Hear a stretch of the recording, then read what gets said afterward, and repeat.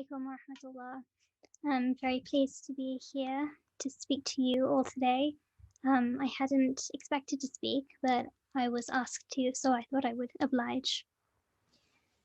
Bismillahir Rahmanir Rahim. Alhamdulillahi Rabbil Alameen. Allahumma salli ala Sayyidina Muhammad wa Ali wa Fatima wa Hassan wa Hussein wa ala alihi wa sahbihi bi'adadi kulli makhluqatik. There is nothing like the relationship between the believer and their prophet. It is unlike any other thing.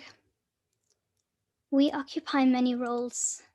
We are daughters, sisters, wives, mothers, and then we are believers. We have relationships with many, parents, spouses, children, and then prophet. That last one cannot be understood by analogy, because it is somehow an amalgamation of all the rest, yet entirely unique at once. We and our Prophet, we and our Muhammad, sallallahu alaihi wasallam. How do we start a relationship with the Prophet, sallallahu alaihi wasallam? We start it in the same way as with anyone else. We get to know him by learning about his life and qualities. We spend time with him by enacting his example and thinking of him. We talk to him by sending salawat to him. We talk more to him. We talk to him on the bus ride to school or to work every morning, tell him about what we dreamt, what we want to do today. We call him up when we run into trouble, irritations, difficulties. Likewise, we share our joys with him, celebrate the happy things. We greet him first thing when we wake up and last before we go to sleep. That is how he becomes our friend. But your friend is just your friend. What deepens the bond? What makes the bond between you and the closest person to you? They have become your strength, your solidarity, your solidity, your comfort.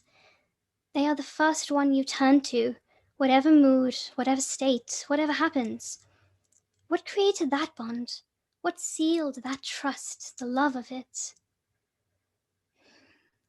Tragedy, heartbreak, sickness, loss, fear, the calamities that befall us, the trials, the dark nights of your soul, and also the brightest days, the delights and the blessings, the shared happiness. These events have the greatest resonance. They change the course of your life. They echo through the years. But the alteration at times can be so great, so raw, so close to yourself that you don't know what to do with them. There's no room for anyone else.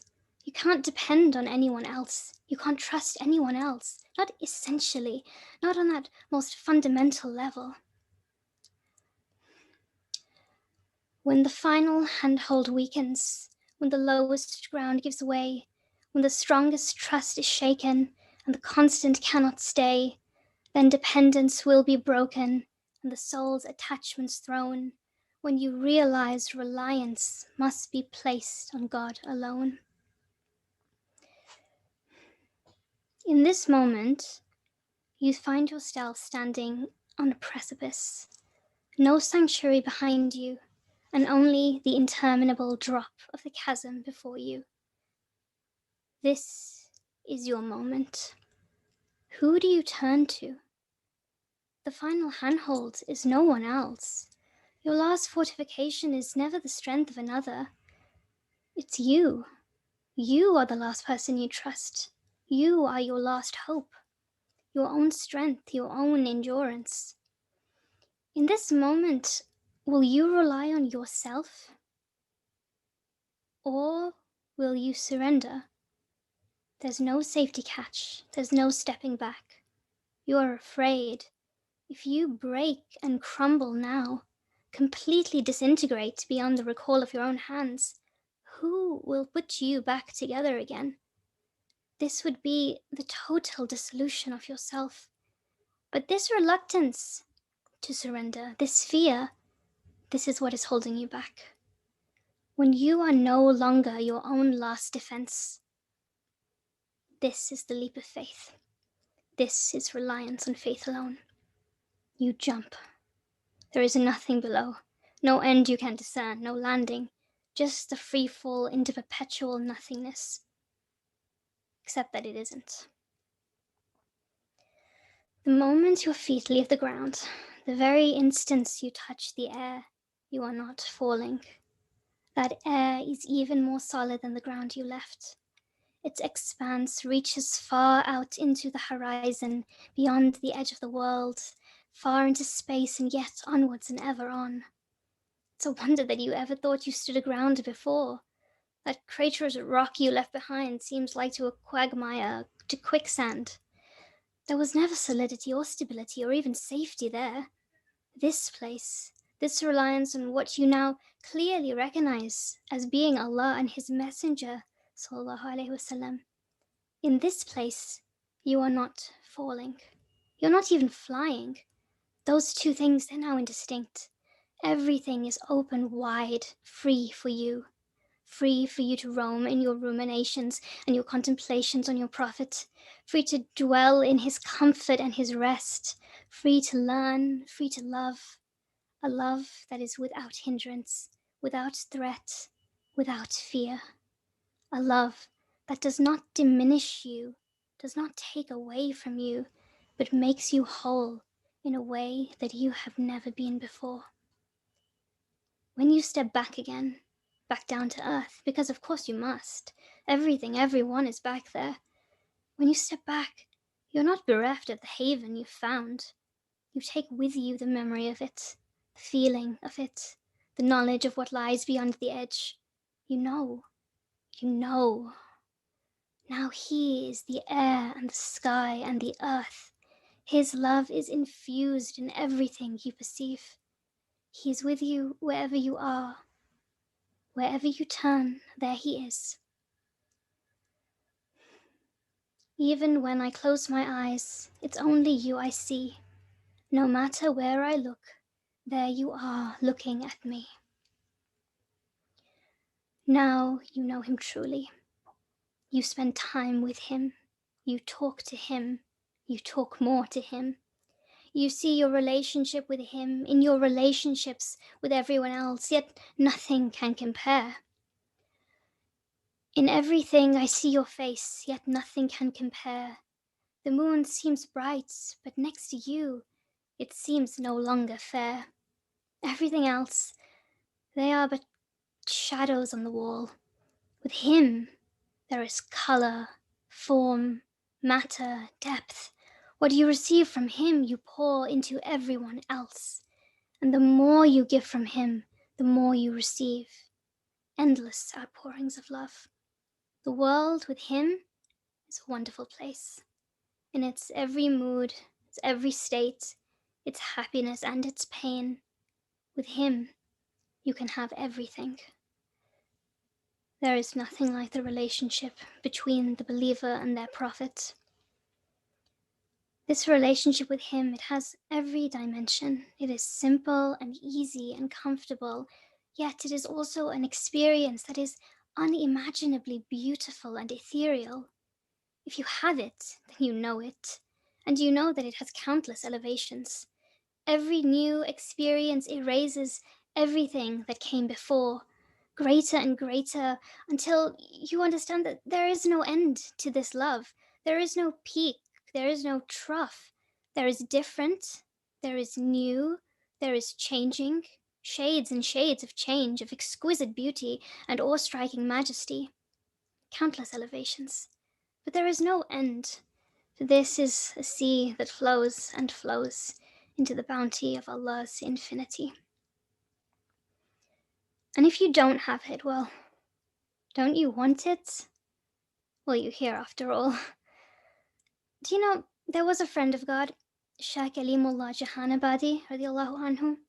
He wrote a book called the Kashkol Kalimi, and it's filled with these short morsels, or so he calls them, these little pieces from his immense repository of knowledge and meditations. And I opened it once at random, on a random page, to see what he might say that day. And I read, the simplest way to being with Allah and His Rasul is to want it. Why? How could it be that simple? But it is. Allah wants for you to want Him. The Prophet wants for you to want Him. Sallallahu Alaihi Wasallam. And if you want it, you have it. And now you may rise and grow in it. And if you don't want it, that's okay. We're all in different places. We're tackling the storms and waves of life.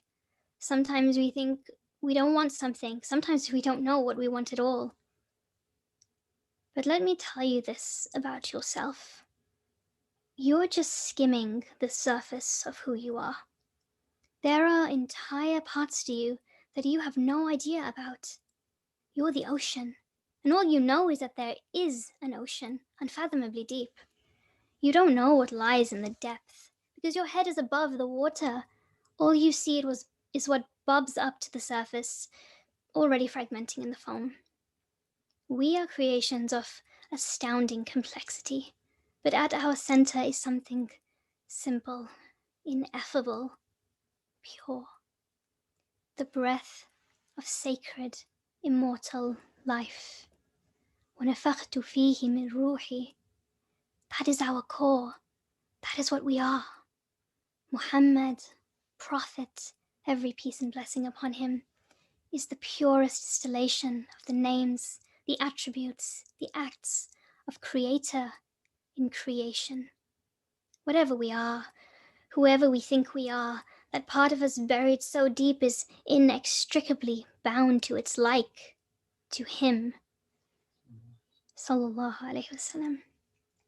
You, the real you, the full you, not only wants Him, but absolutely needs Him to be truly whole. He is the nexus between Allah and everything else. And that is why there is nothing like the relationship between the believer and their Prophet. Sallallahu Alaihi Wasallam.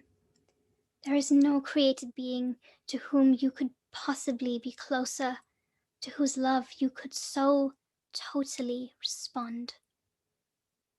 So respond. Don't fight. Let go of your fear. Surrender. Go to your Prophet. It doesn't matter who you are and aren't, what you do or don't. There is no one here who cannot have this, who cannot have Him.